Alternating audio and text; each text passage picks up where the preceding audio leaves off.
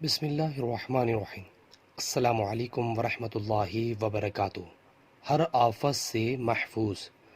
رسول اللہ صلی اللہ علیہ وسلم نے فرمایا کہ جس نے سورۃ البقرہ کی 2 آخری آیتیں رات میں پڑھ لیں وہ اسے ہر آفت سے بچانے کے لیے کافی ہو جائیں گی۔ ماشاءاللہ، صحیح بخاری کی حدیث ہے۔ ویورز، اس حدیث میں رسول اللہ صلی اللہ علیہ وسلم نے فرمایا کہ جس نے سورۃ البقرہ کی 2 آخری آیتیں رات میں پڑھ لی وہ اسے ہر آفت سے بچانے کے لیے کافی ہو جائیں گی۔